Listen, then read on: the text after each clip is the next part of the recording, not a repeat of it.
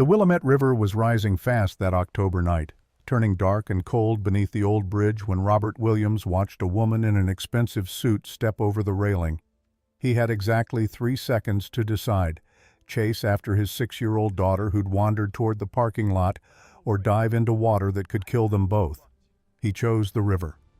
What he pulled from those black currents wasn't just a drowning CEO with secrets carved into her skin. It was the beginning of everything that would shatter his carefully controlled grief and force him to answer the one question he'd been avoiding since his wife died 8 months ago. Was he still brave enough to let someone in? The rain started just as Robert pulled into the riverside parking lot, the kind of cold October drizzle that turned everything gray and made the world feel smaller. He cut the engine of his decade-old Honda and glanced in the rearview mirror at Emily, who was staring out the window with that distant look she'd been wearing more and more lately. "Ready, sweetheart?" She nodded without looking at him. 6 years old and already carrying weight no child should have to bear. Robert's chest tightened the way it always did when he saw that expression, the one that reminded him so much of Michelle in her final months when the illness had stolen her energy, but not her determination to stay present for their daughter. He stepped out into the drizzle and opened Emily's door, helping her down from the booster seat. She was wearing her purple raincoat, the one Michelle had bought her last spring. Robert had offered to get her a new one when she'd outgrown it, but Emily had cried for an hour at the suggestion, so he'd learned to pick his battles. "Dr. Anderson says walking by the river helps clear our minds. What do you think? Is your mind feeling clearer?" Emily shrugged, her small hand tucked into his larger one. They'd been doing therapy for 8 months now, ever since Michelle's sudden death from an undiagnosed heart condition had ripped their world apart. Dr. Anderson was patient and kind, and she'd suggested these evening walks as a way to process grief through movement and nature. The river was higher than usual, swollen from recent storms. It moved fast and dark beneath the old iron bridge that connected the walking path to the other side of town. Robert could hear it rushing, a sound that was both soothing and vaguely threatening. "Daddy, can I look at the ducks?" Emily pointed toward a cluster of mallards huddled near the bank. "Stay where I can see you." He released her hand and watched as she walked carefully toward the edge of the path, her purple coat bright against the gray evening. That's when he saw the woman. She was standing on the pedestrian bridge about 50 yards away. Even from this distance, Robert could tell something was wrong with the picture. She wore a tailored charcoal suit, the kind that probably cost more than his monthly rent, and her dark hair was pulled back in a severe bun. But she was gripping the railing with both hands, leaning forward in a way that made Robert's pulse quicken. He glanced at Emily, still focused on the ducks, then back at the woman. She was climbing over the railing now, moving with a strange deliberateness that made his stomach drop. "Emily, stay right there." His daughter looked up, startled by the urgency in his voice, but he was already moving. The woman was on the wrong side of the railing now, her expensive heels balanced on the narrow ledge. Robert could see her face clearly as he got closer, pale, drawn, with dark circles under her eyes that spoke of sleepless nights and quiet desperation. "Hey, wait!" She turned her head toward him, and for a moment their eyes met. Hers were a startling shade of green, beautiful and completely empty. Then she let go. Robert didn't think. He'd spent the last 8 months thinking too much, analyzing every decision, weighing every risk. This time his body moved on pure instinct. He vaulted the railing on his side of the bridge and hit the water 3 seconds after she did. The cold was a physical shock, driving the air from his lungs. The Willamette River in October was barely above freezing, fed by mountain runoff that never truly warmed. The current grabbed him immediately, powerful and indifferent, dragging him downstream. He surfaced, gasping, and saw her about 10 feet away. She wasn't fighting the water, just letting it take her, her arms loose at her sides. Robert struck out toward her with strong, desperate strokes. He'd grown up swimming in these waters back when they'd been calmer and less polluted. Muscle memory took over. His hand closed around her wrist just as they reached a section where the river narrowed and the current intensified. She was dead weight in his grip, not helping, maybe not even conscious. Robert wrapped his arm around her torso and kicked hard for the bank, fighting the water with everything he had. The current slammed them into a fallen tree that jutted into the river. Pain exploded in Robert's ribs, but he used the collision to anchor them, grabbing a branch with his free hand. For a long moment he just held on, both of them, the woman's head above water only because he was holding her up. "Come on, help me out here." She didn't respond. Robert adjusted his grip and began pulling them along the tree toward the bank, hand over hand. His muscles screamed, his lungs burned. But Michelle's voice was in his head, the way she'd sounded when she was still strong. "Don't you dare give up, Robert Williams. Not on anything worth saving." His feet found purchase on the muddy bottom. He dragged them both onto the bank, collapsing onto the wet grass with the woman's weight half on top of him. For a moment he just lay there, chest heaving, rain mixing with river water on his face. Then he heard Emily screaming, "Daddy! Daddy!" Robert sat up too fast, his vision swimming. Emily was running down the path toward them, her purple coat flapping, her face streaked with tears.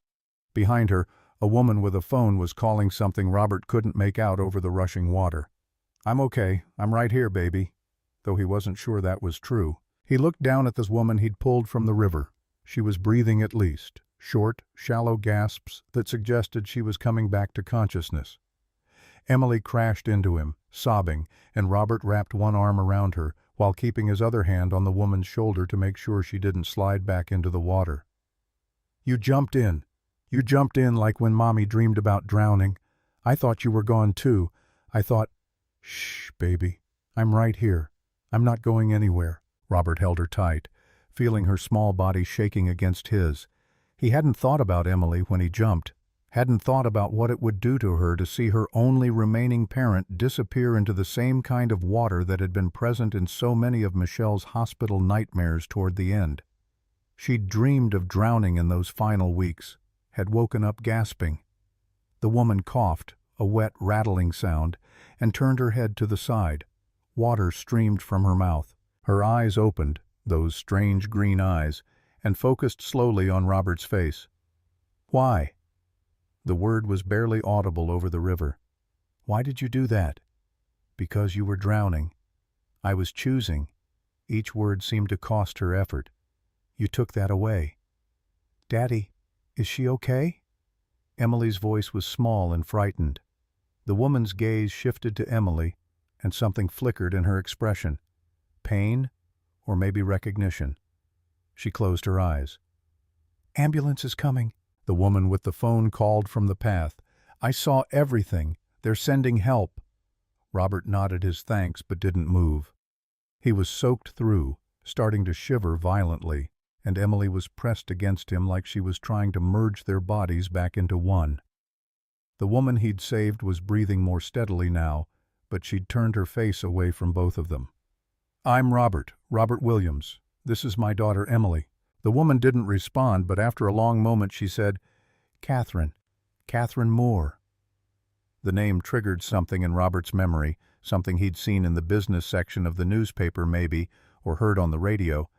But his thoughts were too scattered, his body too cold to pin it down.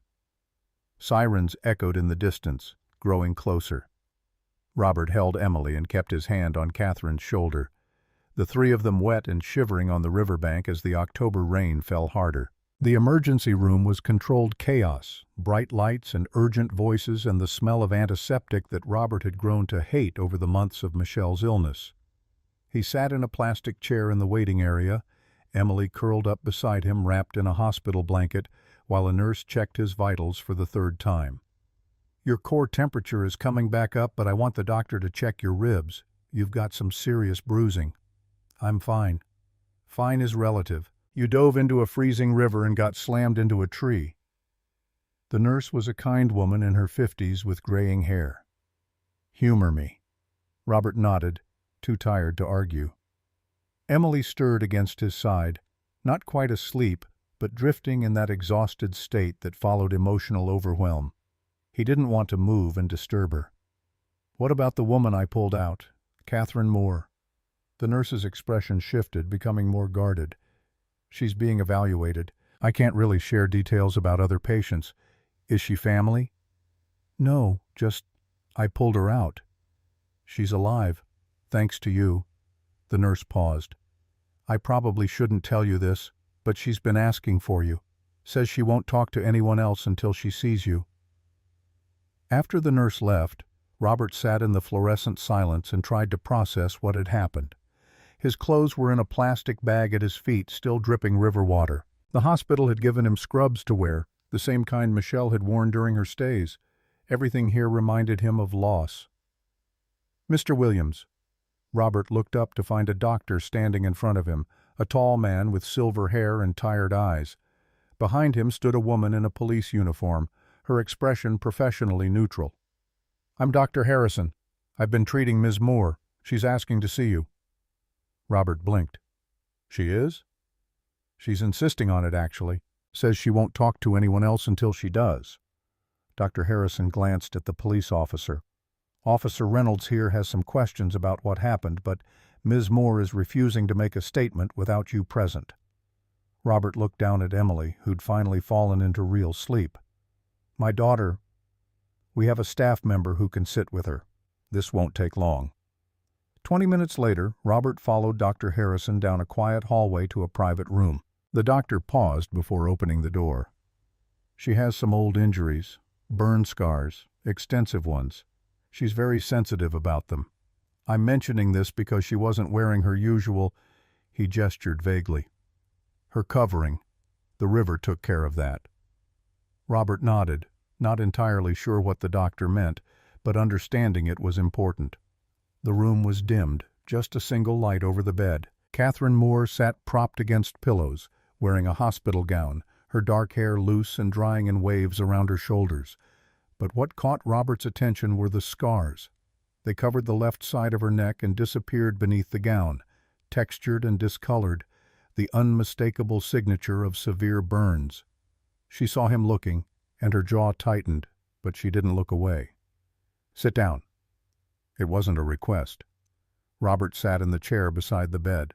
Officer Reynolds took up a position near the door, notebook ready. Dr. Harrison excused himself.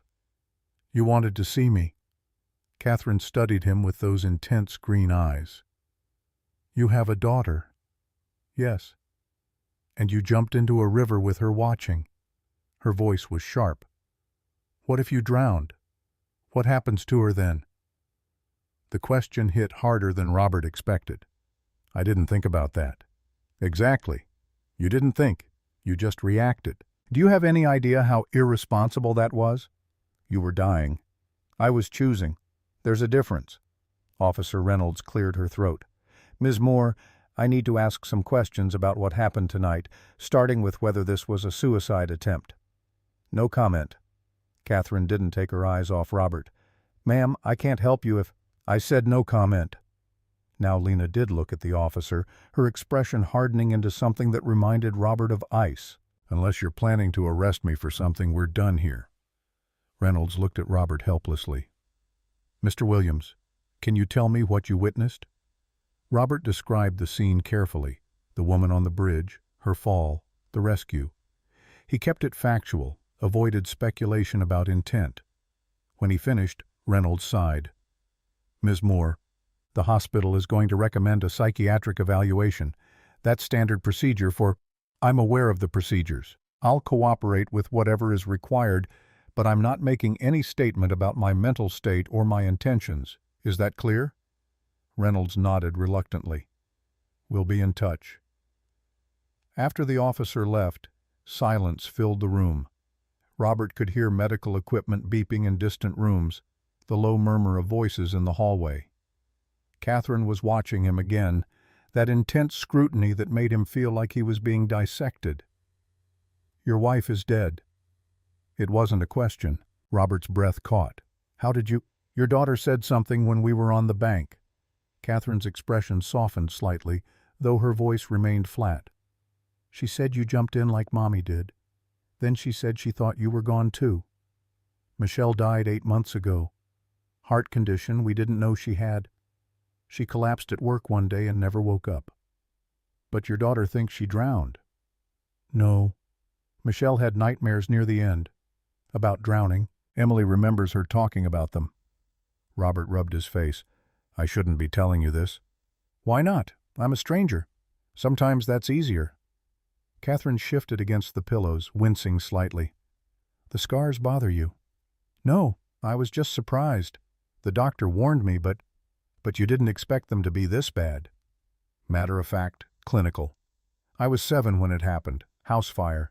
My mother didn't make it out. I spent 6 months in a burn unit." "I'm sorry." "Don't be. It was 23 years ago." Katherine looked away toward the darkened window. Rain streaked the glass.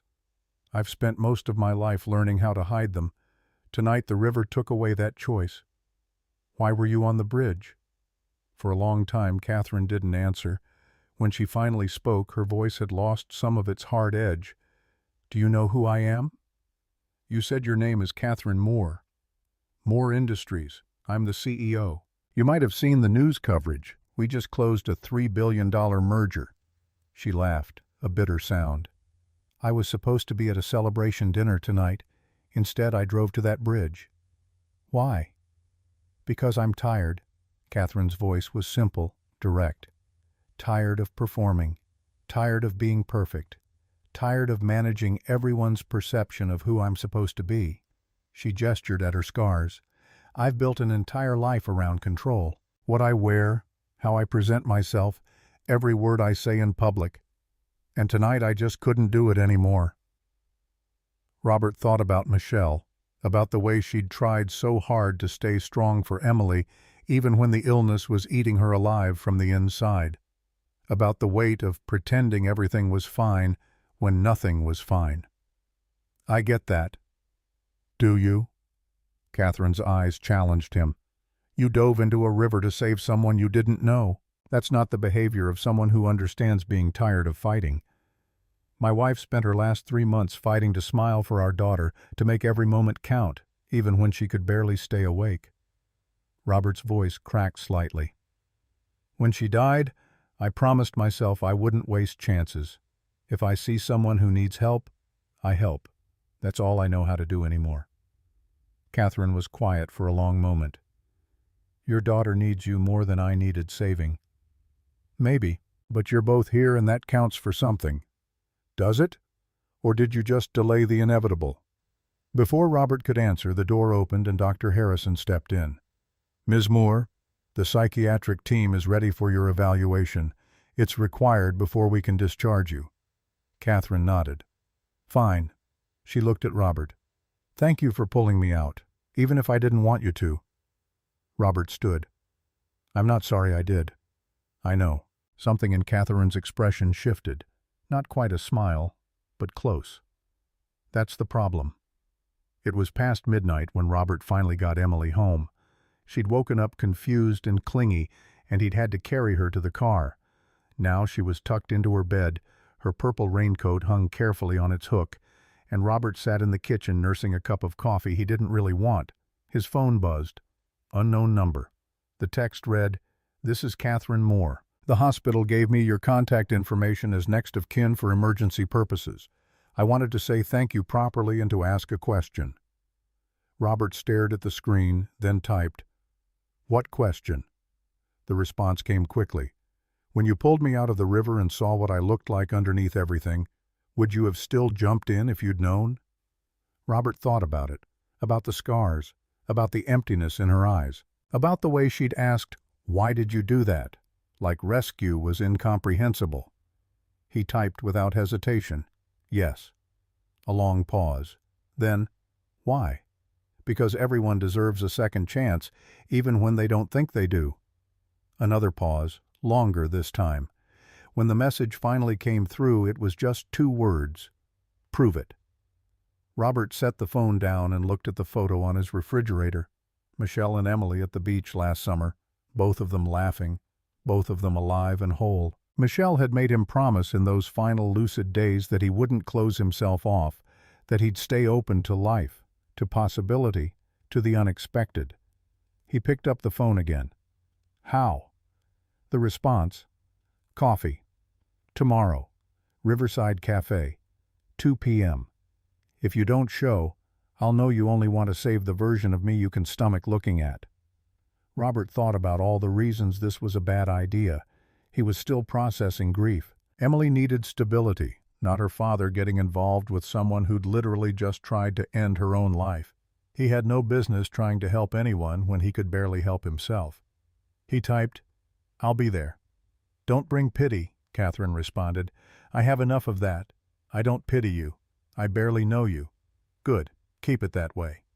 Robert set the phone aside and finished his coffee in the quiet kitchen.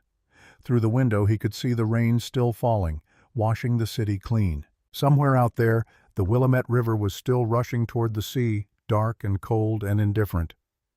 But tonight, at least, it hadn't won. The Riverside Cafe was exactly the kind of place Robert had expected Katherine to choose. Upscale without being pretentious, with floor-to-ceiling windows overlooking the river, and the kind of modern, minimalist decor that suggested good taste and money. He arrived 10 minutes early wearing his best jeans and a button-down shirt that Michelle had bought him for their last anniversary. Emily was with Miss Grace, his neighbor, who'd agreed to watch her for a few hours. He'd told Emily he had an errand to run, which was technically true, even if the errand involved meeting a woman he'd pulled from a river less than 24 hours ago. Katherine arrived exactly at 2, and Robert almost didn't recognize her. Gone was the severe bun and business suit.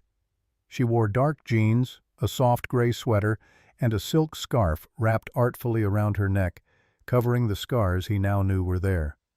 Her hair was down, falling in loose waves past her shoulders, and she wore minimal makeup. She looked younger, softer, but her eyes were still guarded. "You came." "I said I would." "People say a lot of things." Katherine slid into the booth across from him. She ordered an espresso when the waitress appeared, then turned her full attention to Robert. The intensity of her gaze was unsettling, like she was conducting an examination rather than having a conversation. "I'm going to be direct because I don't know how else to be. I want to understand why you jumped in." "I already told you." "No, you told me what you did. I'm asking why a single father with a traumatized 6-year-old would risk his life for a stranger." Katherine leaned forward slightly. "Because that's not normal, Robert. That's not how people behave." "Maybe I'm not normal. Or maybe you're running from something." Her gaze was sharp, analytical. "Grief does strange things to people, makes them reckless, makes them confuse saving others with saving themselves." Robert felt anger flicker in his chest. "Is that what you think? That I jumped in to make myself feel better?" "Didn't you? I jumped in because you were drowning and I could help. That's all there is to it." "There's never just that." Katherine accepted her espresso from the waitress with a nod. "Everyone has motives, layers. You're telling me you had no thought except pure altruism?" "I'm telling you I didn't think at all. I just moved." Robert paused. "And yeah, maybe part of that is because I couldn't save Michelle. Maybe there's some grief logic that says if I can save someone else it balances the scales, but that doesn't make it wrong." Katherine was quiet, her fingers wrapped around the small cup. "I looked you up last night." Robert couldn't decide if he was impressed or disturbed. "Did you?" "I needed to know who pulled me out of that river and why." Katherine sipped her espresso. "Robert Williams, 34, worked in construction management until your wife got sick. Now you're doing handyman work and side jobs to stay flexible for your daughter, living in a rented duplex in Laurelhurst. No criminal record, no red flags, just a guy trying to survive losing his wife. You investigated me. I needed to know. And you want to know what I found?" Katherine set down her cup. "Someone who gave up his career, his stability, everything, to take care of his dying wife and traumatized child. Someone who understands sacrifice. I didn't sacrifice anything. I chose what mattered." "That's the same thing." "No, it's not." Robert leaned back. "Sacrifice implies loss. I didn't lose anything by being there for Michelle. I gained time with her. Every minute counted." Something shifted in Katherine's expression, a crack in the armor. "I looked you up. It's only fair you know who I am, too." "Moore Industries," Robert said. $3 billion merger. CEO at 30. That's impressive." "It's exhausting." Katherine set down her cup. "I took over the company when I was 26 after my father died. He'd built it from nothing, and I was determined to prove I deserved to run it. Despite being young, despite being a woman, despite— She gestured vaguely at her neck. The scars.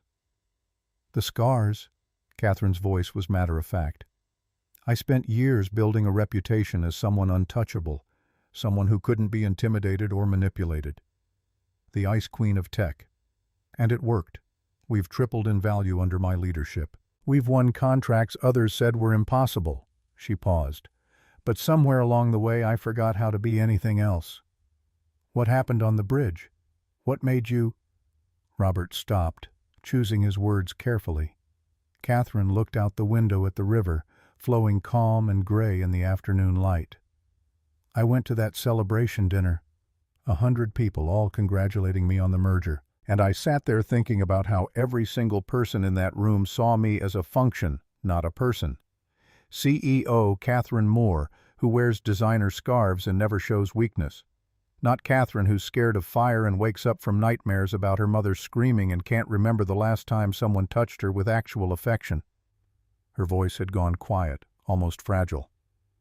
I left early, drove to the bridge, and I thought about how much easier it would be to just stop performing, to let the river take all of it. The company, the reputation, the scars, everything. She turned back to him. Then you showed up. I'm glad I did. Are you? Katherine's expression hardened again. Because I've been thinking about what you said, that everyone deserves a second chance. What if I don't want it? What if I'm tired of chances? Then take a third chance, or a fourth. Keep taking them until you find one that fits. The conviction in Robert's voice surprised him. Michelle used to say that grief isn't something you get over, it's something you learn to carry. Maybe the same is true for whatever you're running from. I'm not running, I'm just tired of fighting. Then stop fighting.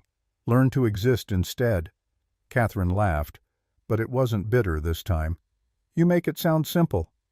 It's not, but it's possible. Robert hesitated. Can I ask you something? Why did you want to meet me? Really? Katherine considered the question, her fingers tracing the rim of her cup. Because when you pulled me out of that river, you saw me at my worst. Literally. No makeup, no scarf, no corporate armor. Just a woman with scars who'd given up. And you didn't flinch. You didn't look away. You just held on. She paused. I wanted to see if that was real or if I'd imagined it. It was real. Even now? Now that you know who I am and how broken I might be? You're not broken. You're just carrying weight. There's a difference. Katherine studied him for a long moment, then reached up and slowly unwound the scarf from her neck. The burn scars were fully visible now, raised and textured, covering the left side of her neck and disappearing beneath her sweater. In the bright cafe light they looked raw and permanent. People at nearby tables glanced over. Robert saw the moment of shock, the quick aversion of eyes, but he kept his gaze steady on Katherine's face, not on the scars. This is who I am. This is what I hide every day. Her voice was quiet but steady. Still want to sit here? Yes. Why? Because scars just mean you survived something. They don't define you. Robert thought about Michelle's surgical scars from the ports and IVs, from the procedures that couldn't save her. My wife had scars too, different kind, but they told the same story, that she fought, that she was stronger than what tried to break her. Katherine's eyes were bright, almost wet. She rewound the scarf slowly, her hands shaking slightly. I don't know what I'm doing here, Robert.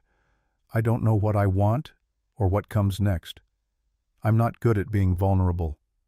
I'm not good at letting people in. Neither am I. Not since Michelle died. Robert offered a small smile. Maybe we can be bad at it together. That's the worst pitch I've ever heard. But Katherine was almost smiling too. They sat in silence for a moment, the cafe noise swirling around them, the hiss of the espresso machine, the murmur of conversations, the clink of cups on saucers. Outside, the river flowed on, indifferent and eternal. I have to go back to work Monday, Katherine said finally. Face the board, manage the questions about why I missed the celebration, pretend everything's fine. Is everything fine? No, but it will be. She met his eyes. Because for the first time in years, I'm not going to pretend it is. I'm going to get actual help. Therapy, probably medication, whatever it takes to not end up on that bridge again. That's brave. It's practical. I can't run a billion-dollar company if I'm dead. Katherine paused. Can I see you again? Not as some kind of rescue project, just as, I don't know what. Someone who sees me. Robert thought about Emily, about the therapy sessions, about the weight of single parenthood and grief that still pressed on him every morning. He thought about all the reasons getting involved with someone like Katherine Moore was complicated and potentially destructive. Then he thought about the way she'd looked when she took off the scarf, vulnerable and terrified and real. Yes, but I have conditions. Katherine raised an eyebrow. You're negotiating with me. I have a 6-year-old daughter who's already lost her mother. If we're going to do this, whatever this is, you need to understand she comes first. Always. If it gets complicated or if it might hurt her, I walk away. Fair, Katherine's voice was steady. My condition, don't try to save me. I'm not a project. I'm not something broken you need to fix. If we do this, it's as equals. Deal. Robert extended his hand across the table. Katherine shook it, her grip firm and sure. Her hand was cold, her fingers long and elegant. When she pulled away, Robert felt the absence like a loss. So what now? Now I pick up Emily from Miss Grace and make dinner. Tomorrow I have 3 repair jobs lined up. Normal life. Robert stood, pulling out his wallet. I've got it, Katherine said quickly. We're equals, remember? We split it. She smiled. A real smile this time. Small but genuine. Next time I'm buying. Next time. Robert paused at the door. You thought this was a one-time thing? I don't meet people who jump into rivers very often. I'm going to need more data. Robert laughed, surprised by the sound. It felt good, like muscles he'd forgotten he had. Data. Very romantic. I'm a CEO. I speak in metrics. But Katherine's eyes were warm. Go be with your daughter. Text me later. About what? I don't know. Something normal. What you had for dinner. How Emily's doing. Anything that isn't about drowning or scars or death. Katherine rewrapped her scarf more securely. I need to remember what normal conversations feel like. Same here. They left the cafe together, stepping out into the cool October afternoon. The river was visible from the sidewalk, flowing steady and unremarkable. Hard to believe that just yesterday it had almost claimed them both in different ways. Robert, Katherine turned to him as they reached the parking lot. Yeah? Thank you. For jumping in. For not looking away. For all of it. Thank you for asking me to prove it. I needed a reason to try. Katherine nodded, then walked to a sleek black car that probably cost more than Robert made in a year. She paused before getting in and rolled down the window. I meant it about getting help. I'm calling a therapist tomorrow. No more pretending I can handle everything alone. Good. Let me know how it goes. I will. She started the engine, then looked at him one more time. And Robert, I'm glad you were there on the bridge. I'm glad you jumped. Me too. Katherine drove away and Robert stood in the parking lot, watching her taillights disappear into traffic. His phone buzzed. A text from Miss Grace saying Emily was asking when he'd be home. He climbed into his old Honda, started the engine, and headed toward Laurelhurst. The afternoon light was golden, slanting through the trees that lined the road. Somewhere in the distance the river kept flowing, carrying its secrets toward the sea. But for the first time in 8 months, Robert felt something other than grief weighing on his chest. It wasn't happiness exactly, too fragile and new for that. But it was possibility. The sense that maybe, just maybe, the future held more than just survival. He thought about Katherine's scars, about the way she'd unwound that scarf with such deliberate courage, about her request. Don't try to save me. He wouldn't. But maybe they could save each other in small ways, one conversation at a time. That felt like enough. For now, that felt like everything. The text came 3 days later, just as Robert was finishing up a kitchen sink repair in one of the older houses on Maple Street. His hands were still wet when his phone buzzed in his pocket. "I called the therapist. First session tomorrow. Thought you'd want to know." Robert dried his hands on his jeans and typed back with pruned fingers. "That's great. How are you feeling about it?" The response was immediate. "Terrified. But I promised I'd do it. So I will. You've got this." "Do I? I spent 20 minutes this morning trying to decide what to wear, like my clothes will somehow make me less of a mess." Robert smiled despite himself. "Wear whatever makes you feel strong. I run a tech company. I don't know what makes me feel strong anymore." He hesitated, then typed, "Then maybe that's what you need to figure out." A long pause followed. Robert finished packing his tools, said goodbye to Mrs. Harrison, who'd hired him for the repair, and was halfway to his truck when the next message arrived. "Can I see you tonight? I know it's short notice. I don't want to be alone right now." Robert stood in the driveway, truck keys in hand, weighing his options. Emily had therapy after school with Dr. Anderson. He could pick her up, make dinner, do homework, maintain their routine. The safe choice, the responsible choice. Or he could call Miss Grace again, ask another favor, take another risk on someone who might not be ready for risks to be taken on her. He thought about what Michelle would say. She'd always been the braver one, the one who reached out when reaching out was hard. 6 p.m. Riverside Park, near the walking trail. Bring comfortable shoes. Why comfortable shoes? Because we're going to walk and talk. That's what normal people do, right? I wouldn't know. But I'll be there. Robert picked up Emily from Dr. Anderson's office at 4:30, listening as she chatted about the drawings she'd made during her session. She was talking more lately, smiling easier. Progress came in small increments, barely visible day to day, but undeniable over weeks. "Mrs. Anderson says I'm getting better at talking about my feelings." "What kind of feelings did you talk about today?" "Missing Mommy, but also other stuff, like how I'm scared when you're not home because what if you don't come back too?" Emily's voice was matter-of-fact, the way children could be about devastating truths. "But Mrs. Anderson says that's normal, and it gets easier." Robert's chest tightened. "I always come back, Emily, I promise." "Mommy promised too, and then she didn't." There was no good answer to that. Michelle had promised over and over that she'd fight and survive and be there for Emily's first day of school, her first crush, her graduation. And then her heart had stopped in the middle of an ordinary Wednesday afternoon, breaking every promise at once. "You're right. Mommy wanted to keep that promise more than anything. But sometimes our bodies don't cooperate with what we want. That's not the same as choosing to leave." "I know." Emily kicked her feet against the car seat.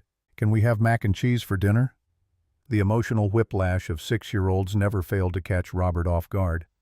"Sure, baby. Mac and cheese it is." At home, he made the dinner while Emily did homework at the kitchen table. When Miss Grace arrived at 5:30 to stay with Emily for a few hours, she gave Robert a knowing look. "You're seeing her again, aren't you? The woman from the river. How did you—" "Baby, you're wearing your good shirt. The one your wife bought you. It's okay." Miss Grace was 70, a retired school teacher with sharp eyes and a warm heart. "Sarah would want you to live." "It's not like that. We're just talking." "Talking is how it starts." She patted his arm. "Go. Emily and I will be fine. We're going to watch that princess movie she loves." Robert kissed Emily goodbye, endured her suspicious questions about where he was going, and made it to Riverside Park by 5:50. Katherine was already there, standing near the trailhead in dark jeans and a gray jacket, her hair pulled back in a ponytail. She'd traded her silk scarf for a simple black one that covered her neck more casually. "You came early." "I was anxious. When I'm anxious, I arrive places too soon and then feel awkward waiting." Katherine fell into step beside him as they started down the trail. "My therapist would probably say that's a control issue." "Did you tell your therapist you were meeting me?" "Not yet. First session was just intake, medical history, family background, all the surface-level stuff." Katherine's hands were shoved into her jacket pockets. "She asked about my support system. I told her I have employees and a board of directors. She was not impressed." "What about friends?" "I have colleagues, associates, People who want things from me. Katherine glanced at him. I don't really do friends. Why not? Because friends require vulnerability, and I've spent my entire adult life building walls against that. She paused as they passed a family with young children on bikes. When you're the CEO, especially when you're young and female, you can't afford to be seen as weak. Friendship implies equality, and I can't be equal to people I might need to fire. That sounds lonely. It is, but it's safe. Katherine kicked at a loose stone on the path. My therapist asked me to identify one person I could be honest with. I couldn't think of anyone. Then I thought about you, which is insane because I barely know you. Maybe that makes it easier. I don't have expectations of who you're supposed to be. Don't you? You pulled me out of a river. You saw me at my absolute worst and decided I was worth saving. That's an expectation right there. Robert considered that. Fair point, but I don't expect you to be anything other than honest. That's all. They walked in silence for a while, following the trail as it curved alongside the river. The water was calmer today, reflecting the orange and pink of the early evening sky. Other walkers passed them, couples holding hands, joggers with earbuds, a man walking 3 small dogs that tangled their leashes around his legs. Tell me about Michelle. The request caught Robert off guard. What do you want to know? Everything? What she was like? How you met? Why you loved her? Katherine's voice was soft but intense. I want to understand who she was, because she shaped who you are, and I'm trying to understand you. Robert took a breath, letting the memories surface. We met in college. She was studying education. I was doing engineering. She literally ran into me in the library, knocked a whole stack of books out of my hands, and then insisted on buying me coffee to apologize. We talked for 4 hours that night. Got married 2 years later. What was she like? Brave. That's the word that always comes to mind first. Not fearless. She had plenty of fears, but she faced them anyway. She wanted kids even though pregnancy terrified her.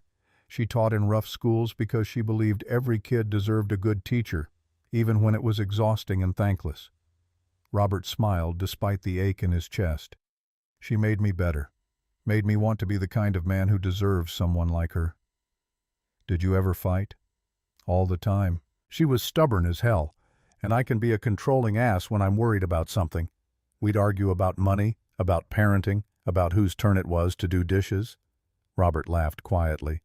But we always worked it out, always came back to each other. What was the last thing she said to you? The question hit like a physical blow. Robert stopped walking, staring out at the river. She was in the hospital. The heart monitor was beeping, but the rhythm was all wrong. I was holding her hand, and Emily was asleep in the chair beside us. Michelle looked at me and whispered. His voice broke. He had to stop, gather himself. Katherine waited, patient and still.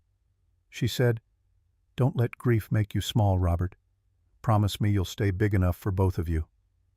Katherine's eyes filled with tears that she made no move to hide. "I'm sorry, that's not fair," what she asked, "to put that weight on you." She wasn't wrong, though. Grief does make you small if you let it, makes your world contract until it's just you and the pain and nothing else. Robert started walking again, slowly. Jumping in after you. That was the first big thing I'd done since she died. Everything else has been maintenance, surviving, getting through days. Is that why you did it? To feel big again? Maybe. I don't know. I just knew I couldn't watch someone die when I had the power to stop it. He looked at her. Your turn. Tell me about the fire. Katherine flinched, but she didn't deflect. I was 7. My mother was an artist. Painted these huge, beautiful canvases in our garage studio. She used oil paints, turpentine, all these flammable materials.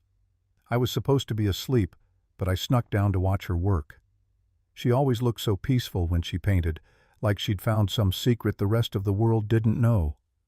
She paused, swallowing hard. A lamp fell, knocked over a jar of turpentine. The fire spread so fast. My mother shoved me toward the door, but her clothes caught. I tried to pull her with me, grabbed her arm, but the flames... Katherine's voice broke. She screamed for me to run, So I did. I ran and left her there. You were 7 years old. You couldn't have saved her. Couldn't I? I was already outside. I could have gotten help faster. Could have called 911 instead of just standing there screaming.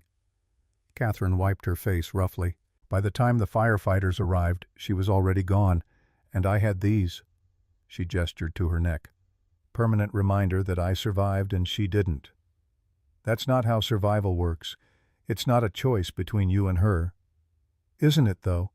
If I'd been stronger, faster, smarter. You were 7. Robert stopped walking and turned to face her fully. 7 years old, Katherine. A child. The only person responsible for what happened was the accident itself. My therapist said something similar today. I didn't believe her either. Katherine's smile was bitter. Apparently I have survivor's guilt compounded by perfectionist tendencies and an unhealthy relationship with control. We covered a lot in 50 minutes. Sounds exhausting. It was. I cried for the first time in probably 5 years. Just sat in her office and sobbed like a child. Katherine shook her head. She asked me when I last let myself feel anything fully. I couldn't answer. I've spent so long managing emotions, compartmentalizing everything, that I don't know how to just feel anymore. Maybe that's why you were on the bridge. All those feelings you've been holding back finally overwhelmed the walls. Probably. Katherine started walking again, faster now. She wants me to keep a journal, write down my emotions every day.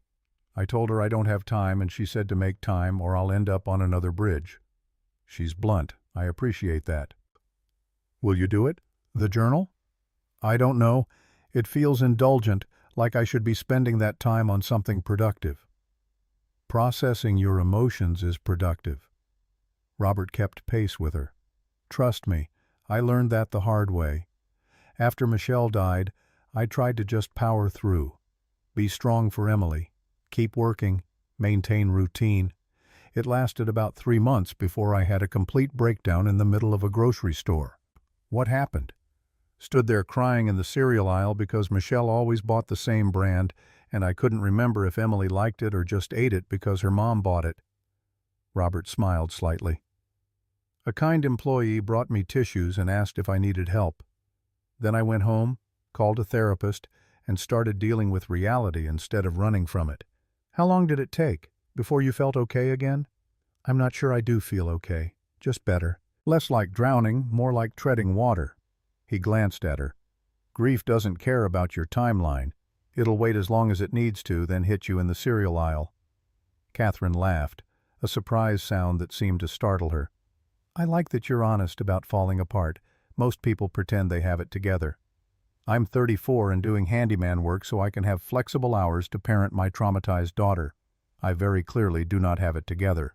You jumped into a freezing river to save a stranger. That's more together than most people ever manage. Or it's the opposite. Maybe it's just reckless. Maybe reckless is what we both need right now. Katherine stopped at a bench overlooking the river and sat down. Robert joined her, leaving a respectful distance between them. Can I ask you something personal? More personal than what we've already discussed? Fair point. Katherine turned to face him. Are you attracted to me? Robert blinked, caught completely off guard. What? It's a simple question. I'm trying to understand what this is, this thing we're doing. Are you here because you feel obligated to check on the suicidal woman you rescued, or is there something else? I don't feel obligated. I'm here because I want to be. That's not an answer. Robert took a breath, choosing honesty over safety. Yes, I'm attracted to you, but it's complicated. How? Because my wife died 8 months ago and I'm nowhere near ready for anything serious. Because you're dealing with your own trauma and using me as some kind of test case for vulnerability. Because I have a daughter who's my entire world, and I won't risk her stability for something that might implode.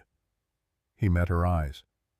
But yes, you're intelligent and brave and real in a way that most people aren't. So yes, I'm attracted to you. Katherine absorbed this without changing expression. I'm attracted to you too, which is terrifying because I don't trust attraction.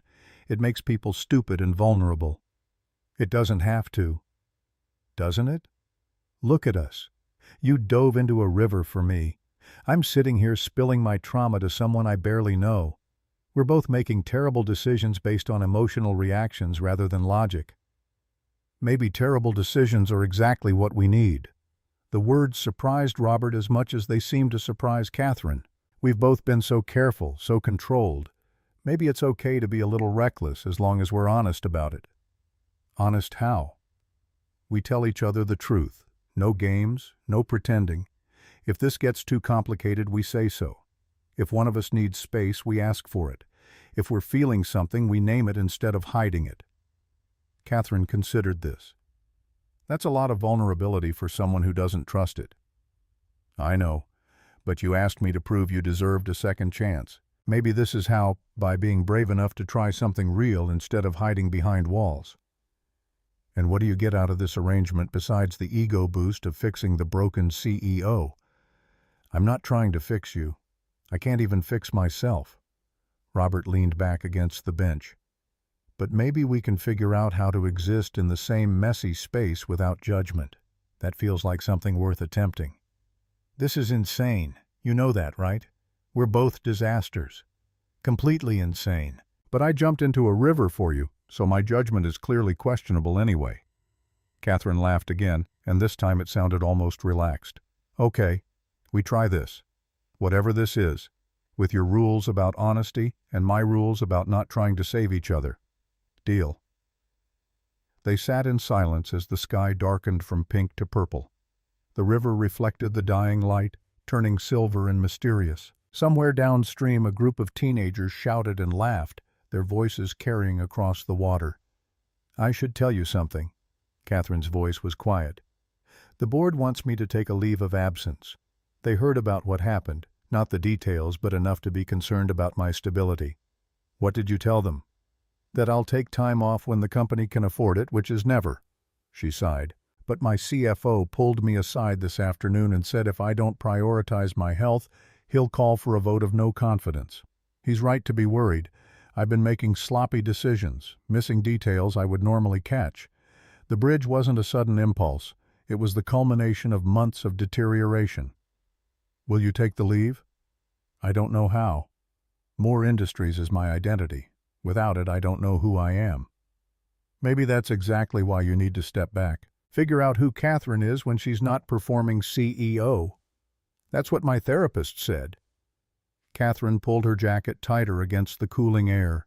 She suggested a month, 4 weeks to focus on recovery, therapy, building actual support systems. My CFO could handle operations. We have good people in place, but the thought of letting go, even temporarily, terrifies me. So do it anyway. Katherine looked at him sharply. Just like that? Do the terrifying thing? You're already doing terrifying things. You called a therapist. You're sitting here being honest with a stranger. Taking a month off is just another scary step. Robert met her gaze steadily. And you don't have to do it alone. If you need someone to talk to when the fear gets overwhelming, call me. Why would you offer that? You barely know me. Because I know what it's like to be terrified and alone. And I know how much it helps when someone offers to stand in that fear with you, even for a few minutes. He pulled out his phone. Here, put your number in.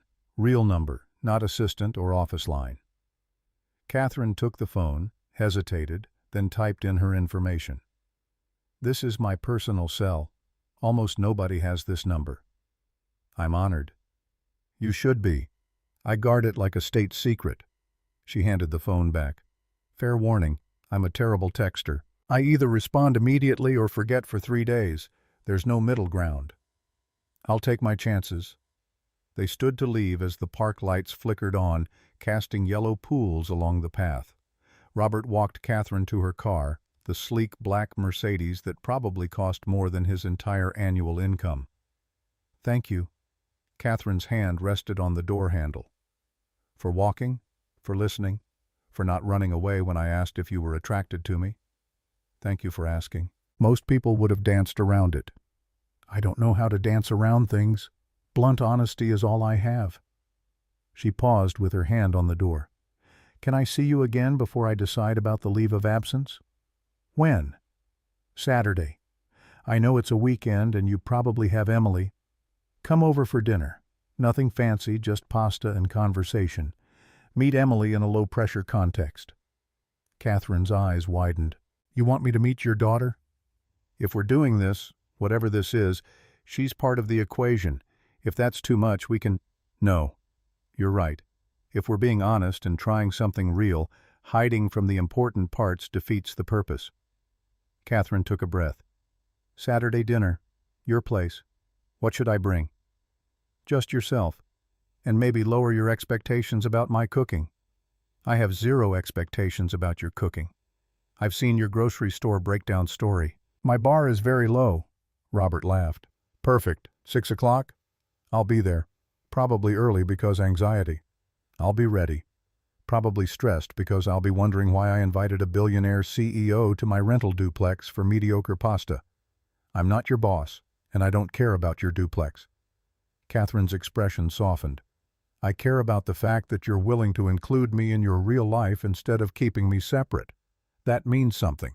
She got in her car and drove away, and Robert stood in the parking lot feeling the same strange mixture of terror and possibility he'd felt after their coffee meeting. He was absolutely making this more complicated than it needed to be. He should be focusing on Emily, on therapy, on rebuilding their small life into something stable and predictable. Instead, he was inviting a suicidal CEO with trust issues and extensive trauma to have dinner with his grieving daughter. Michelle's voice echoed in his mind. "Don't let grief make you small, Robert. Stay big enough for both of you." Maybe this was what staying big looked like. Taking risks, making space for possibility, choosing connection over safety. Or maybe he was just an idiot who couldn't tell the difference between bravery and self-destruction. His phone buzzed with a text from Katherine. "I told my CFO I'd take the month starting Monday. You were right. Terrifying but necessary." Robert smiled and typed back, "Proud of you. That took guts. Or stupidity. Time will tell. See you Saturday. And Katherine, thank you for not letting me stay small."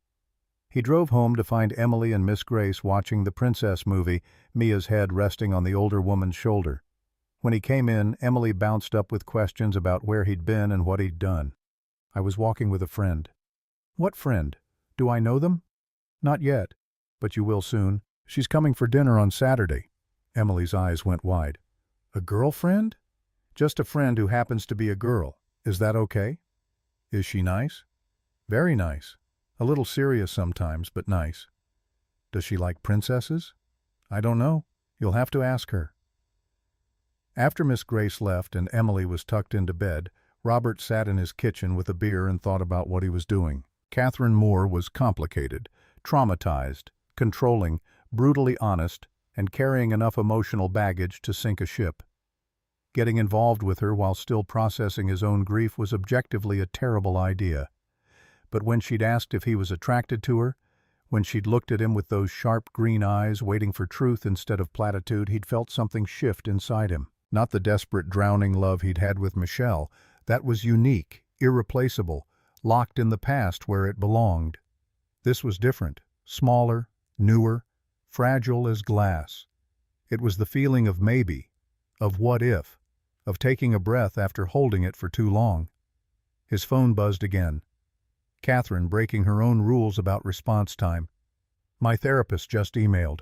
She wants to add a second session per week during my leave. Says I'm a challenging case. I'm choosing to take that as a compliment." Definitely a compliment. Challenging means interesting, or broken beyond simple repair. Challenging means worth the effort. A long pause. Then, "You really believe that, don't you? That people are worth effort even when they're difficult?" "I have to believe it.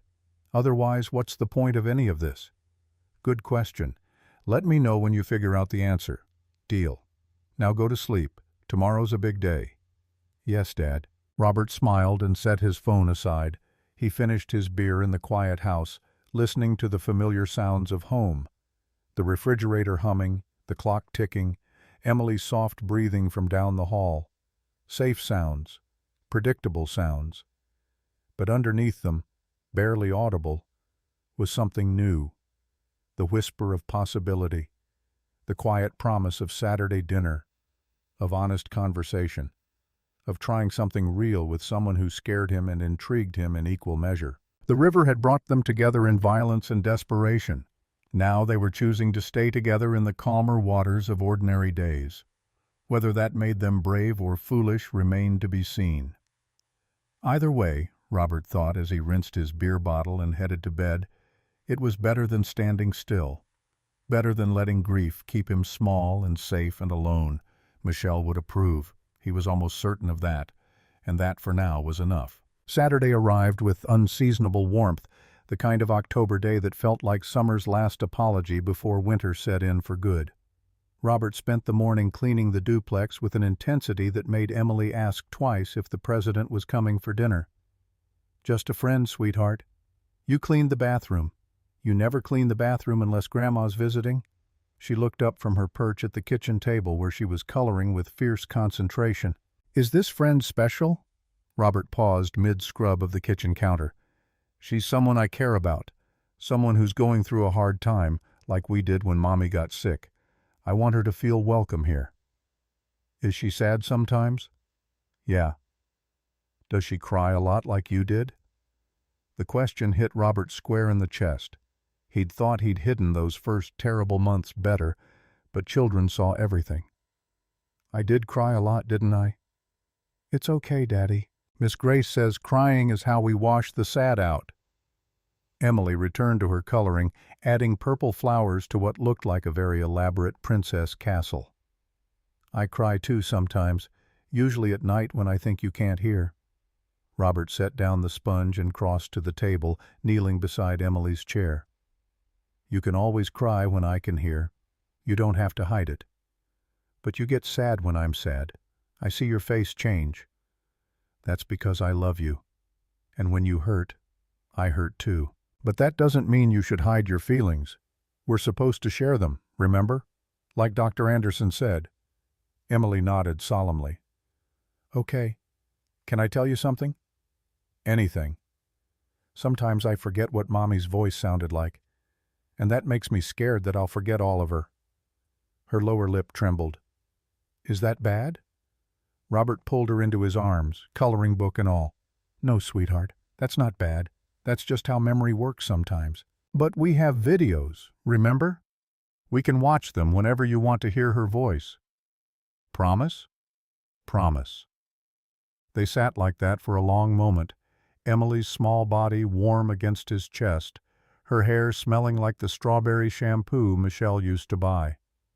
Robert thought about Katherine coming over in a few hours, about how terrifying it was to let someone new into this fragile ecosystem he and Emily had built from grief and necessity. But then he thought about Katherine's words at the river.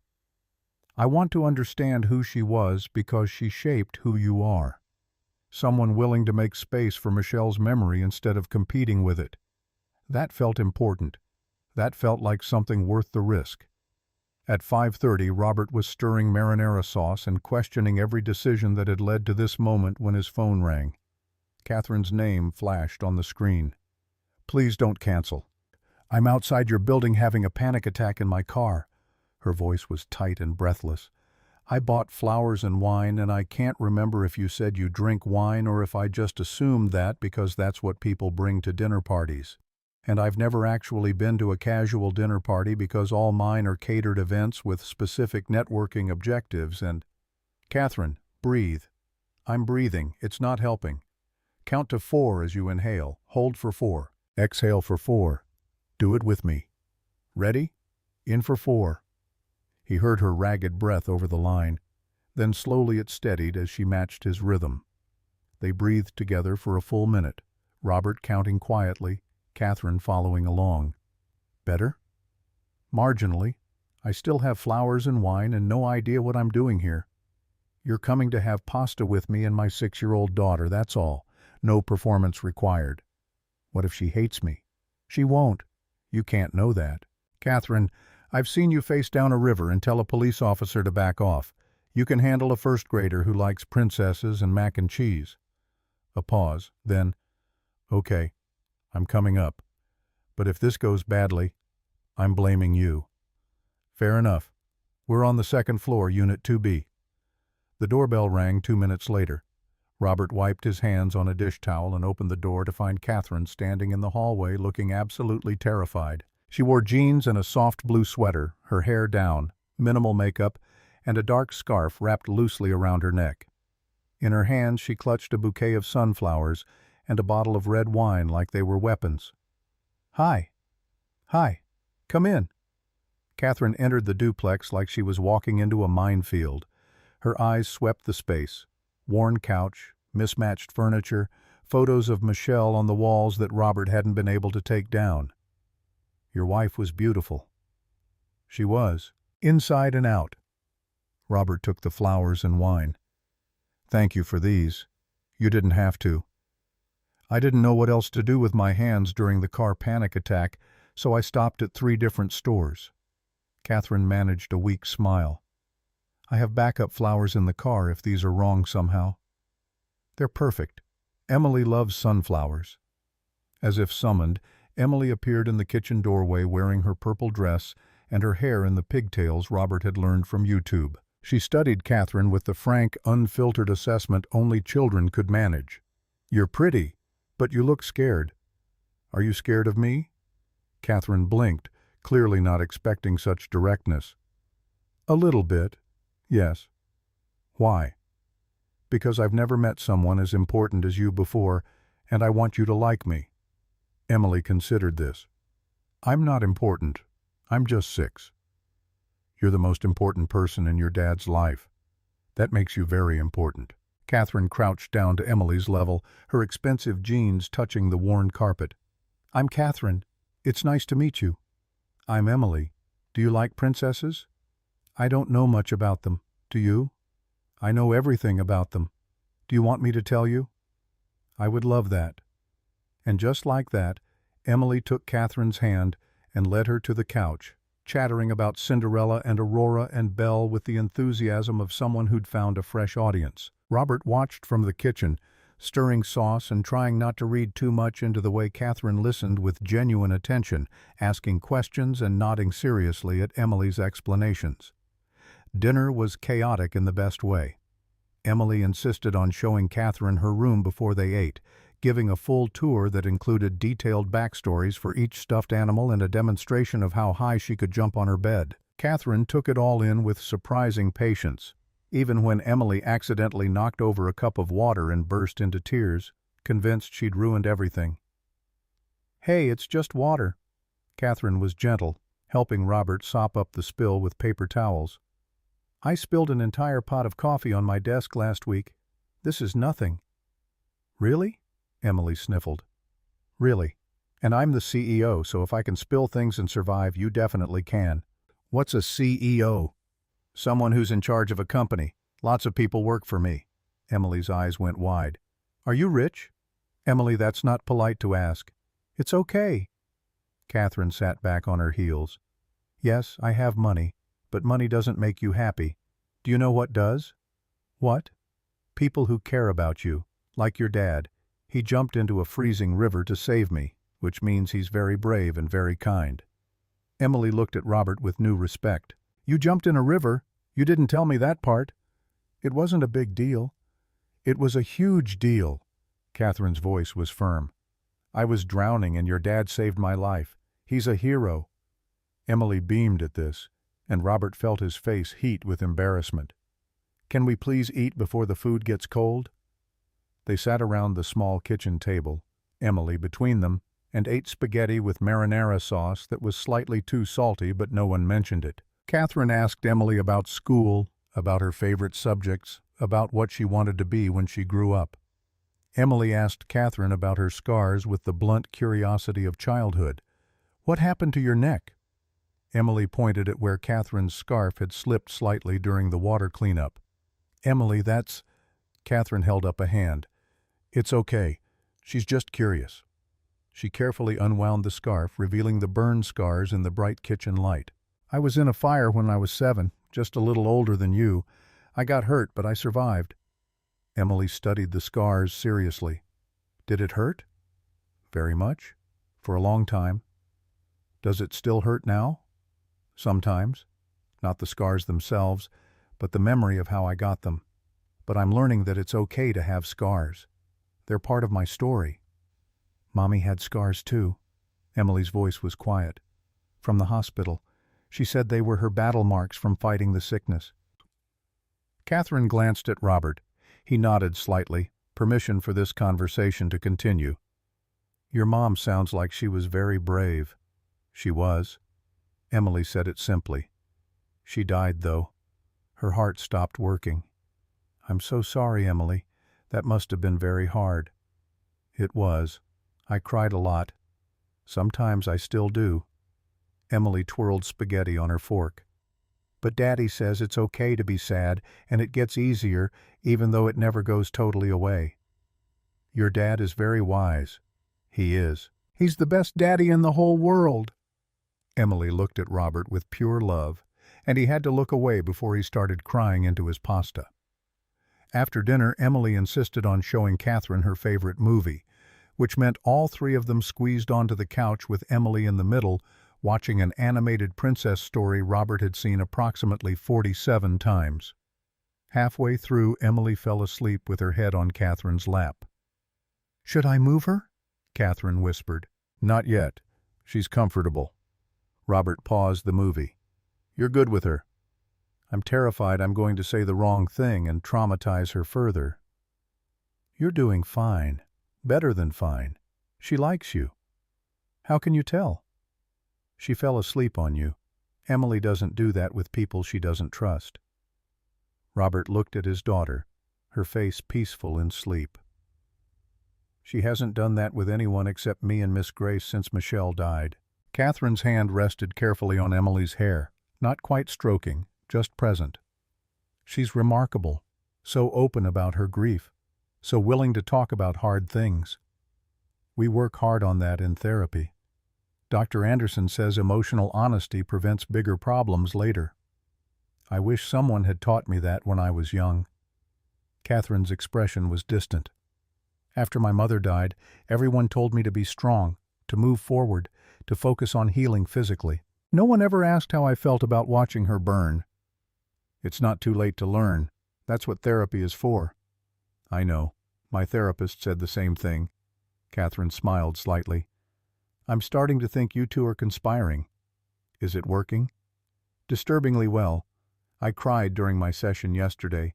Actual tears, not just watery eyes.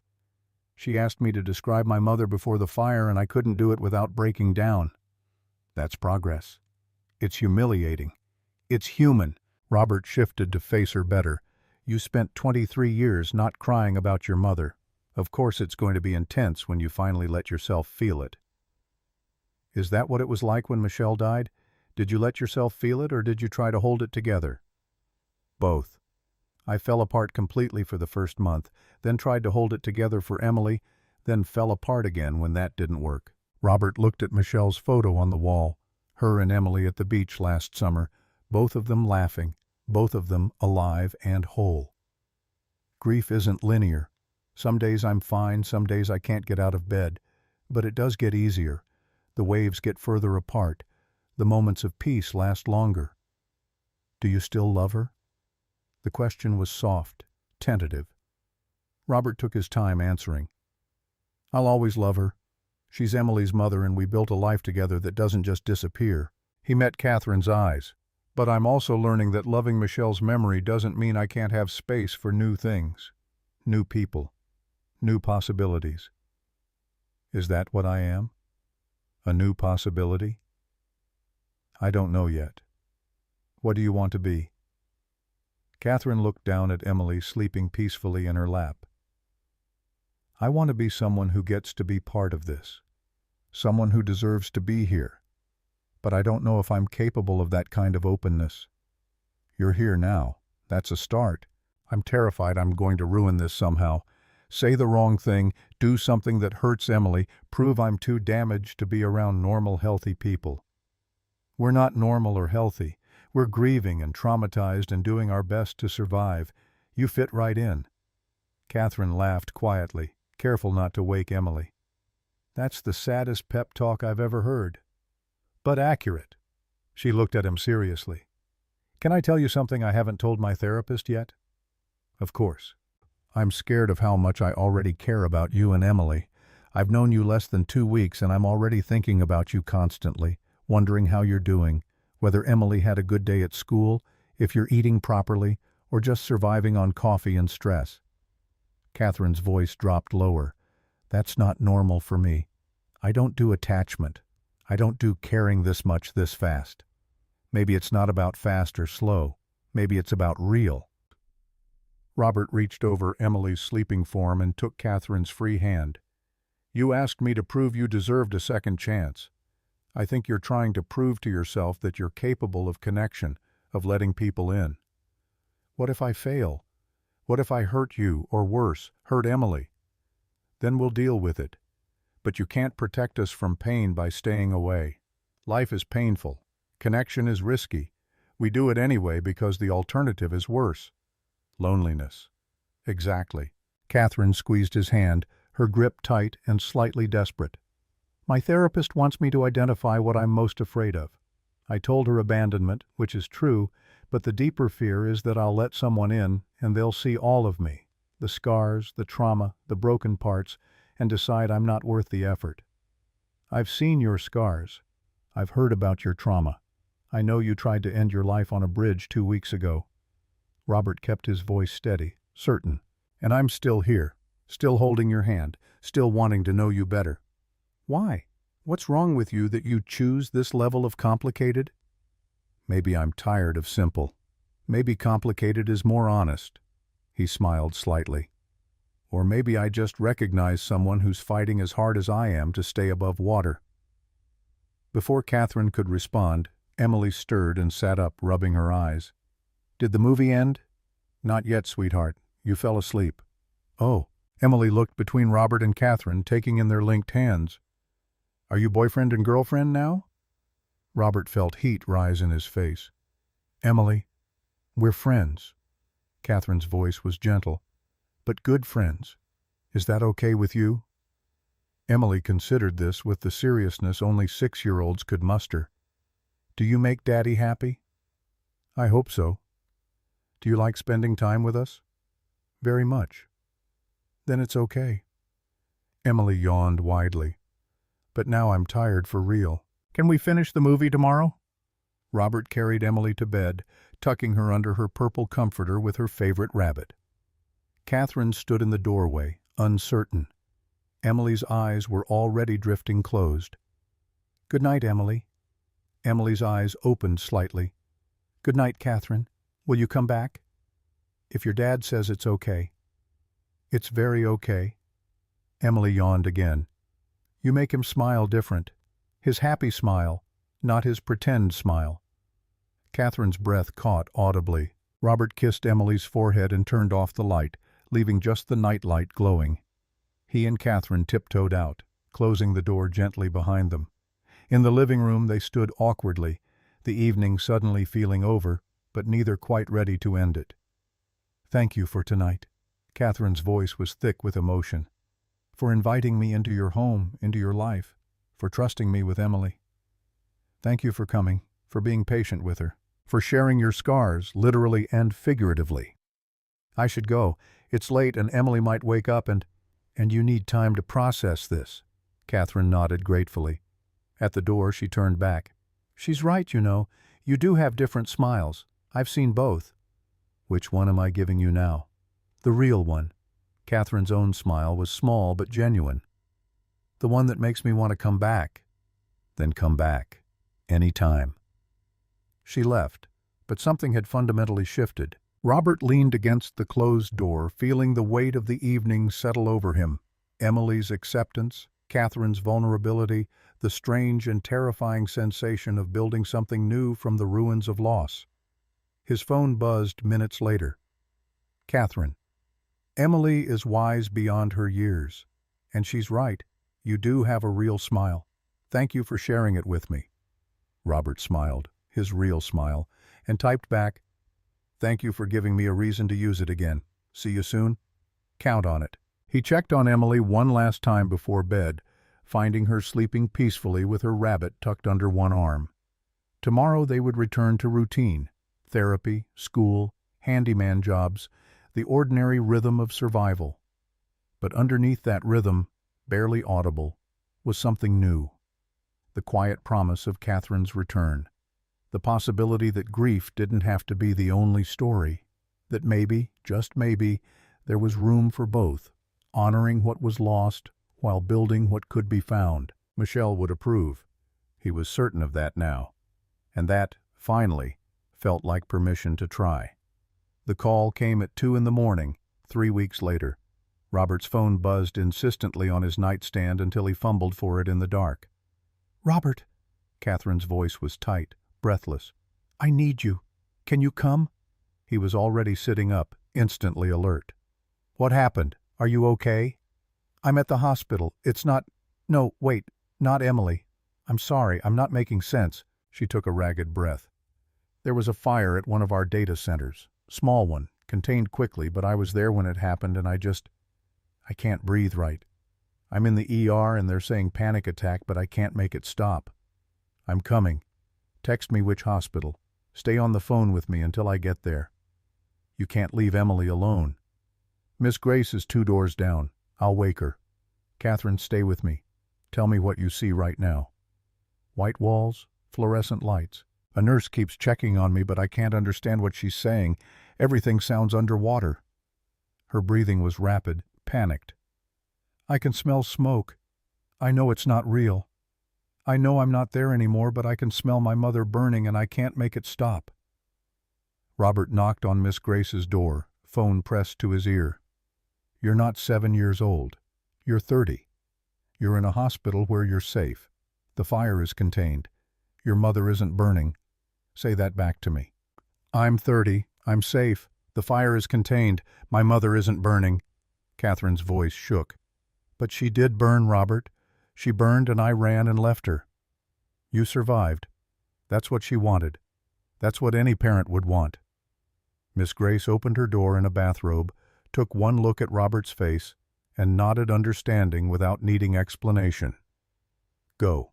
Take care of what you need to take care of." Robert was in his truck within 3 minutes, Katherine's ragged breathing still in his ear. For those 15 minutes he drove through empty streets while she talked in fractured sentences about the fire, about arriving at the data center for a routine inspection and smelling smoke, about the instant regression to being 7 years old and helpless. He talked her through breathing exercises Dr. Anderson had taught him for Emily's nightmares, kept his voice steady and calm, even as he took corners too fast and ran yellows that were almost red. He found her in a curtained-off section of the ER, sitting on an exam table in her business suit with an oxygen monitor on her finger and mascara streaked down her face. She looked up when he pushed through the curtain and something in her expression crumbled. "You came." "Of course I came." Robert moved to her side and she collapsed against him, her whole body shaking. "I've got you. You're safe. I thought I was past this. 3 weeks of therapy, medication, actually doing the work, and one small fire destroys all of it." Her words came out muffled against his chest. "I'm never going to be normal, am I? I'm always going to be the broken woman who falls apart at the smell of smoke." "You're not broken. You're traumatized. There's a difference." Robert held her tightly. "And you didn't fall apart. You recognized you needed help and you called me. That's progress." The nurse appeared, a kind-faced woman in her 40s. "Mr. Williams, we've given her some medication to help with the anxiety. Her vitals are stabilizing. She can go home once the medication kicks in fully, but she shouldn't be alone tonight." "She won't be." After the nurse left, Katherine pulled back enough to look at him. "You can't stay with me. You have Emily to get back to." "Miss Grace is with Emily. She'll stay until morning if needed." He brushed hair back from Katherine's face. "You're not doing this alone. I'm supposed to be getting better. That's what this whole month was for, but I'm still a mess. You are getting better. You called for help instead of trying to handle it alone. You're here instead of on a bridge. You're fighting instead of giving up." Robert's voice was firm. "That's what healing looks like. It's not linear, and it's not pretty, but it's real." Katherine closed her eyes. "The board is going to hear about this. Richard Miller, my main opponent on the board, He's been looking for ammunition against me since I announced the leave. If he finds out I had another panic attack, another ER visit, he'll use it to push me out permanently. Then we make sure he doesn't find out. Or we prepare for him to find out and we handle it. How? How do we handle CEO has mental breakdown number 3? We tell the truth before he can spin it. We control the narrative. Robert pulled back slightly to meet her eyes. But right now you focus on breathing and getting through the next hour. Tomorrow we'll worry about Richard Miller. The medication slowly did its work. Katherine's breathing evened out, though she kept her hand locked in Robert's like he was her only anchor. When the doctor cleared her to leave, Robert drove her to her penthouse apartment, a sleek, modern space on the 23rd floor that felt more like a hotel than a home. I hate it here. Katherine unlocked the door with shaking hands. It's beautiful and expensive and completely soulless. I bought it because it's what a CEO should have. I've never felt at home in it. Then maybe it's time to find somewhere that does feel like home. She looked at him strangely but didn't respond. Inside, Robert helped her change into comfortable clothes and made tea. Neither of them really wanted. They sat on her designer couch watching the city lights through floor-to-ceiling windows, and Katherine talked. She talked about the fire tonight, about how the smell of smoke had transported her instantly back to being 7, about watching her mother's studio burn while she stood frozen in the driveway, about the guilt that never really went away, just learned to hide in the corners of her mind waiting for triggers. My therapist says I need to forgive that 7-year-old girl for running, but I don't know how. She should have been braver, should have done something. She was 7. What could she have done? I don't know. Something. Anything. Katherine's hands twisted together. The data center fire was nothing. Electrical short, contained in minutes, no one hurt. But my brain doesn't care about logic. It just knows fire equals death equals my fault. It's not your fault. Not then, not now. Logically, I know that. Emotionally, I'm still that terrified child who thinks she killed her mother by not being fast enough. She leaned her head on his shoulder. How do you do it?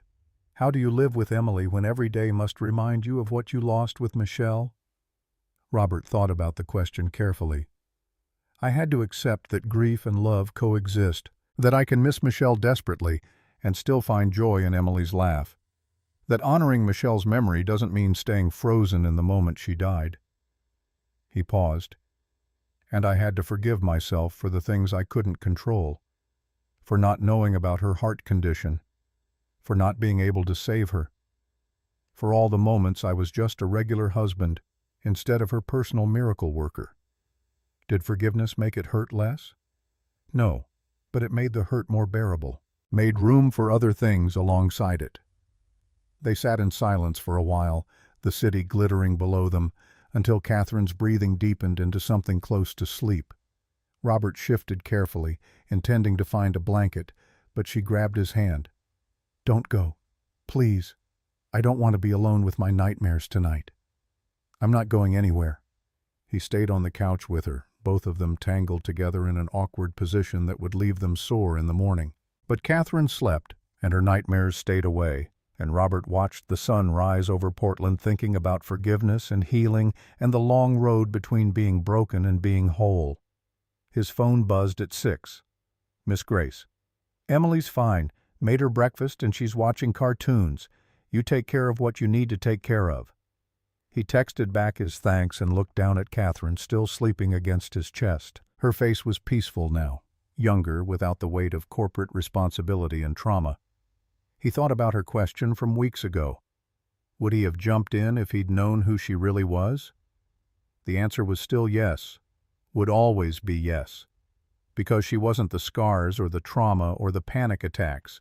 She was the woman who showed up to board meetings and told the truth, who brought too much Italian food because she didn't know how else to show she cared, who listened to a 6-year-old talk about princesses with genuine interest, who fought every day to be brave when bravery felt impossible. Katherine stirred, her eyes opening slowly. You stayed. I told you I would. People say that all the time. They rarely mean it. She sat up, wincing at her stiff neck.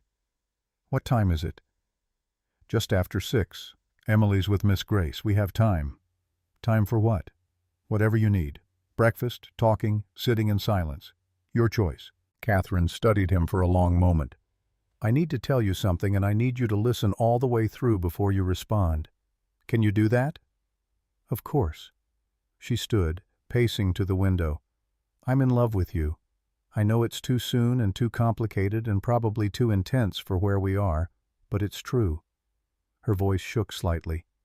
I love how you show up when I need you, how you parent Emily with such fierce gentleness, how you see my scars and don't look away, how you make me want to be braver than I think I can be. She turned to face him. And that terrifies me because loving people means they can leave. They can die or change their minds or realize I'm too much work and not enough reward, but I can't keep lying about it. So there it is. I love you. Robert crossed to her, turning her to face him fully. I love you too. Have for weeks now, since you took off your scarf in that cafe and dared me to see you, since you showed up terrified to meet Emily and did it anyway, since you chose honesty over safety again and again. He cupped her face, feeling the textured scars under his palm. And yes, it's too soon and too complicated. Yes, we're both still healing from our separate traumas. Yes, this could end badly, but I'd rather risk badly than miss out on something real. You mean that? Every word. Katherine kissed him then, soft and certain, and Robert kissed back with the kind of conviction that came from choosing hope over fear. When they pulled apart, both were crying a little. What do we do now? Now we figure out how to build a life together. Slowly, carefully, with full knowledge that we're both damaged goods, trying to be whole. I'm supposed to go back to work next week. My month of leave is almost up. Are you ready? I don't know. My therapist thinks I should extend it. Stephen, my CFO, agrees, but I also feel like hiding forever, and that doesn't seem healthy either. Katherine moved back to the couch. The board meets Thursday to vote on Richard Miller's replacement. If the new member is hostile, they could use tonight's panic attack as ammunition against me. Then we make sure the new member isn't hostile. Who are the candidates? They spent the next hour strategizing, Katherine explaining the various investors interested in the board seat while Robert asked questions and offered perspective. By the time they were done, she had a plan for reaching out to her preferred candidate, a woman who'd built her own company after surviving breast cancer and understood that strength came in many forms. You're good at this, the strategic thinking. Have you ever considered going back to project management? Not really. The flexible schedule with handyman work lets me be there for Emily. That's worth more than career advancement. What if you could have both? Flexibility and using your actual skills. Katherine's eyes were thoughtful. Moore Industries is expanding our facilities management division. We need someone to oversee repairs, maintenance, vendor relationships. Someone who understands both the technical side and the people side. Robert stared at her. Are you offering me a job? I'm offering you an interview. Big difference. I won't hire you just because we're together, but you're qualified and we need someone good, and I think you'd be excellent at it. She paused. Plus, the pay is significantly better than handyman work and the schedule is flexible. You could actually save for Emily's college instead of just surviving month to month. I need to think about it. Of course, no pressure. But Robert, you don't have to sacrifice your entire career for parenthood. Michelle wouldn't have wanted that. How do you know what Michelle would have wanted? Because I've listened to every story you've told about her. She believed people should fight for what mattered. She would want you to thrive, not just survive. Robert felt something shift in his chest, the same shift he'd felt when Katherine asked if he'd stay when she undressed. Permission to want more than survival. Permission to build instead of just maintain. I'll interview, but if Stephen doesn't think I'm qualified, we drop it. Deal. The interview happened 3 days later in Stephen Taylor's office. The CFO was a sharp man in his 50s with graying temples and the kind of direct gaze that missed nothing. Katherine mentioned you might be interested in the facilities director position. She did. And before we start, I need to know, Is this real? Or is she trying to help me because we're— Robert struggled for the right word. Involved? Dating? In love? Stephen's expression was amused. All of the above, probably? All of the above. I don't hire people to make Katherine happy. I hire people who can do the job. Walk me through how you'd handle a facilities crisis during a major product launch. The interview lasted 2 hours. Robert drew on 15 years of construction management experience, detailed crisis management scenarios, demonstrated people skills, and technical knowledge. Stephen pushed hard, asked difficult questions, didn't give an inch. At the end, "You're hired. Start Monday." And for the record, Katherine didn't ask me to hire you. She said, "Interview Robert Williams. If he's qualified, great. If not, tell him thanks and we move on. I'm hiring you because you're qualified. We'll discuss salary and benefits with HR tomorrow." Robert left the building slightly stunned, called Katherine immediately. "I got the job." "Congratulations, I knew you would." "Did you?" "Because I was sweating bullets in there. Stephen is terrifying. He's thorough, but fair. This is good, Robert. You deserve to use your brain again instead of just fixing leaky faucets." I liked fixing leaky faucets. It was simple. Simple is overrated. Complex is where you thrive. That night, Robert told Emily about the new job over dinner. She was excited about the idea of him working in a big building, asked if she could visit sometime, wanted to know if Katherine would be his boss.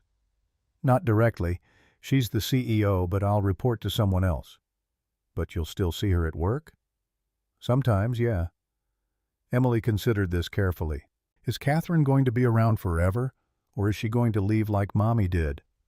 The question froze Robert's fork halfway to his mouth. Mommy didn't choose to leave, remember? Her body stopped working. But what if Katherine's body stops working too? Or what if she just decides she doesn't want us anymore? Robert set down his fork, pulled Emily onto his lap. "Those are really good questions, and I'm going to be honest with you, okay? I can't promise Katherine will be around forever. I can't promise anyone will be around forever. Bad things happen sometimes that we can't control." "Then why do we let people in if they might leave?" "Because the alternative is being alone, and being alone is sadder than risking hurt." Robert held her close. "Katherine makes us both happy right now. She cares about us. And yeah, maybe someday something will change. But if we don't let her in because we're scared of losing her, then we lose her anyway without ever getting the good parts." Emily thought about this for a long time. "Okay, but if she's going to be around, she needs to know about my rules." "What rules?" "She has to promise to be honest. If she's sad or wants to leave, she has to tell us. No grown-up lies." "I think that's a very good rule. We'll tell her together." The next Saturday, Katherine came for dinner again, a pattern they'd fallen into over the past weeks. She brought Italian food from the expensive place downtown, claiming she still didn't trust Robert's cooking, though they all knew it was really because ordering too much food was how she showed affection. After dinner, while Robert cleaned up, Emily cornered Katherine on the couch with the seriousness of a business negotiation. "Katherine, I need you to promise me something." "What is it, sweetheart?" "If you're going to be part of our family, you have to be honest. If you're sad or scared, you have to tell us. No grown-up lies about being okay when you're not okay." Katherine's eyes went wide. She looked at Robert over Emily's head. He nodded slightly. "Your call." "That's a very important promise." Katherine's voice was thick with emotion. "Can I ask why it matters so much to you?" "Because Mommy used to pretend she was fine when she was really sick, and then she died, and I didn't get to say goodbye right because I didn't know how bad it was." Emily's lower lip trembled.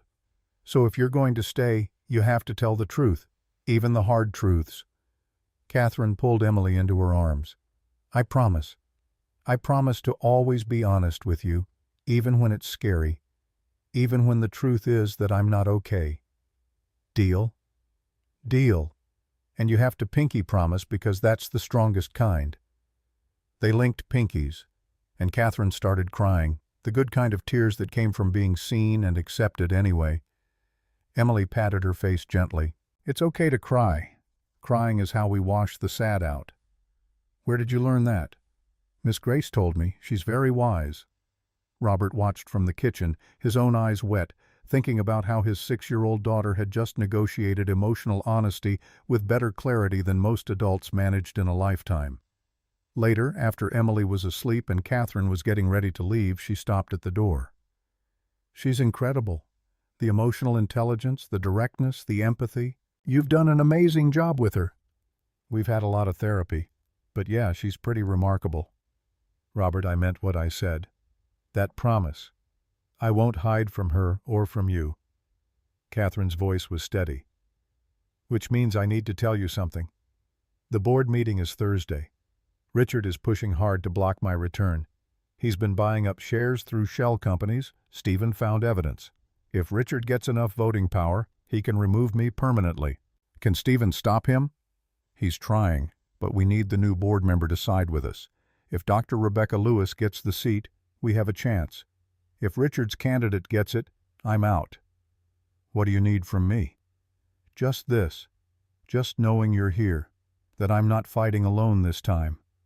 Katherine kissed him softly. "I'll call you after the meeting Thursday." "I'll be waiting. And Katherine, you're going to win this. Richard underestimates you." "I hope you're right." Thursday morning arrived with gray skies and threat of rain. Robert started his second week at Moore Industries, familiarizing himself with the facility's systems, meeting the maintenance team, reviewing vendor contracts. It was good work, engaging work, the kind that used his brain in ways handyman jobs hadn't.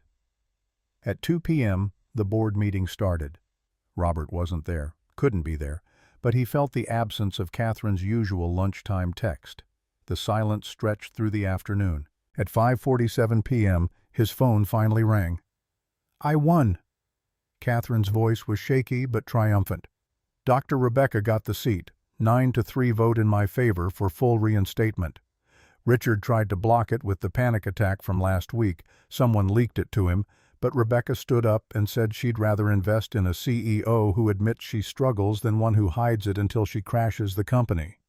"That's incredible. I'm so proud of you."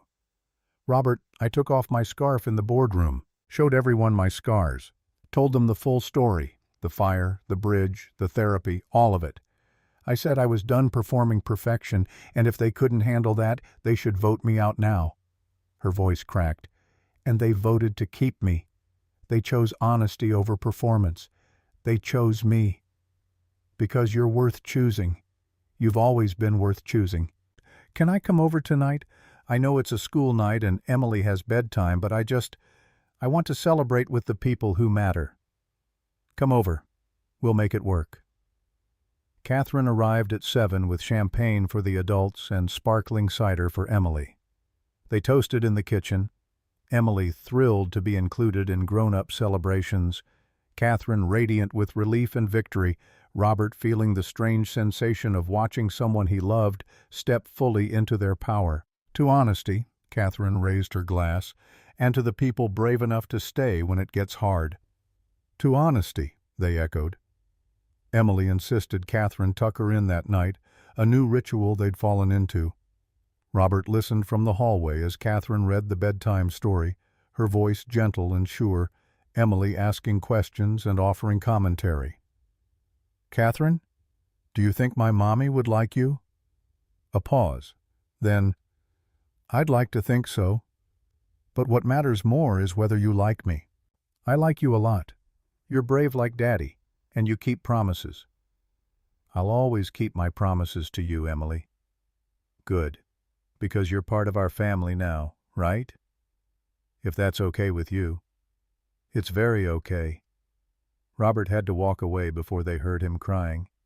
He stood in his bedroom looking at Michelle's photo on the dresser. Her smile, her eyes, the way she'd always seemed to know something wonderful that the rest of the world didn't.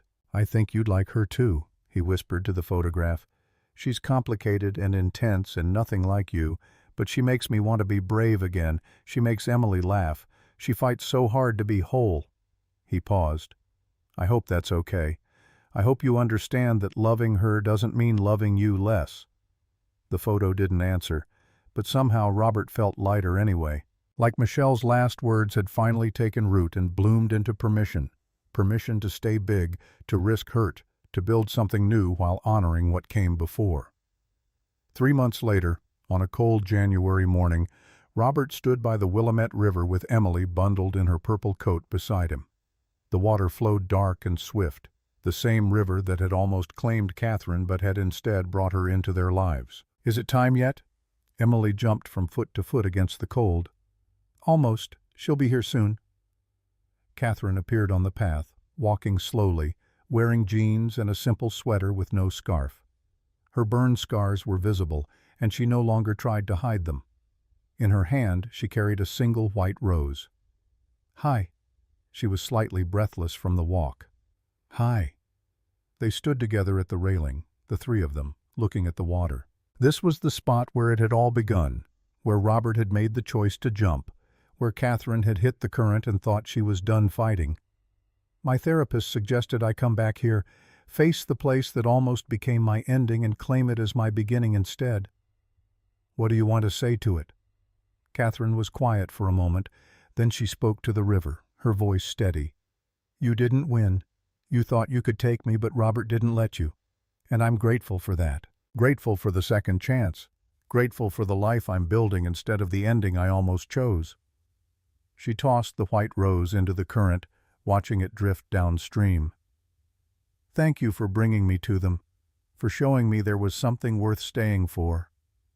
Emily slipped her hand into Katherine's. "I'm glad you stayed too. I like having you with us." "I like being with you, both of you." Katherine looked at Robert. "You saved my life that night, but you kept saving it every day after. Showing up, believing in me, making space for me to be broken and whole at the same time. You saved mine too. You reminded me that life doesn't end with grief, that it's okay to love again, to hope again, to build something new while honoring what came before."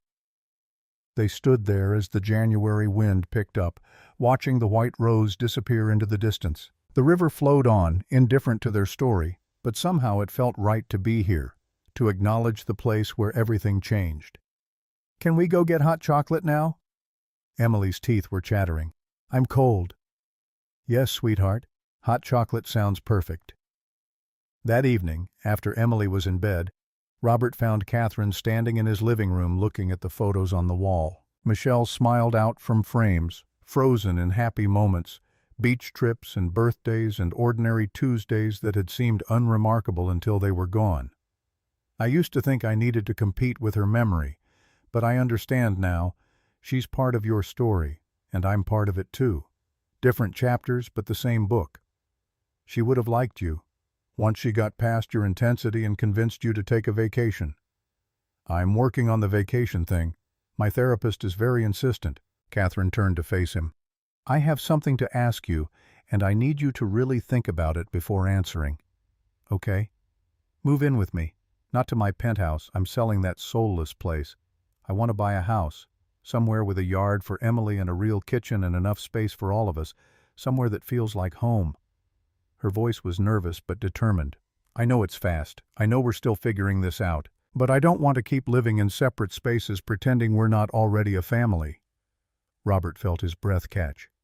"Katherine, I'm not asking you to marry me, not yet. But I'm asking you to build a life with me, properly, all in, no more testing the waters."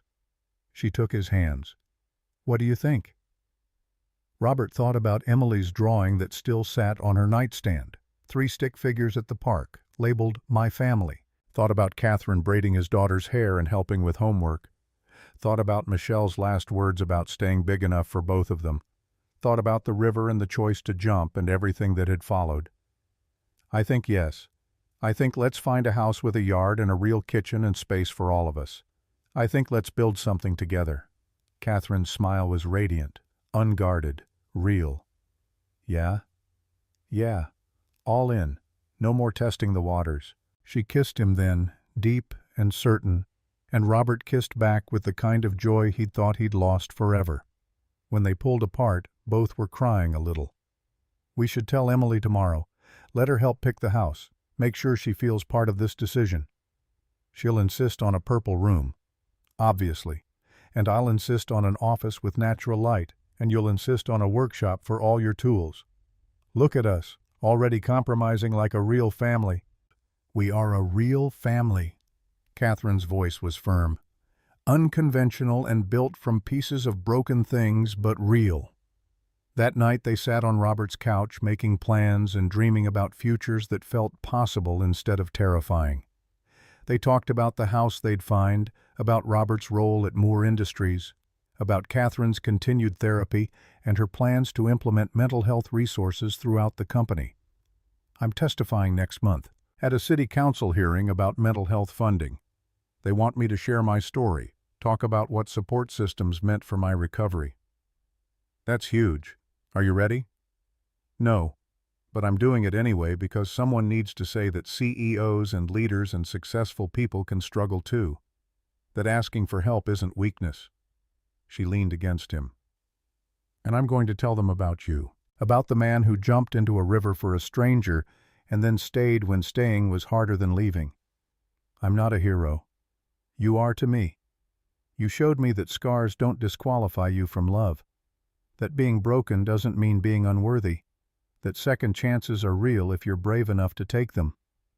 You gave me my life back too, reminded me that grief doesn't have to be the only story, that it's possible to honor the past while building the future." They fell asleep on the couch, tangled together, and Robert dreamed of Michelle for the first time in months.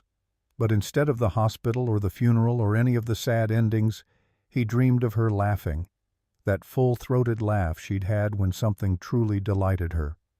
In the dream she looked at him and said, "I told you not to stay small.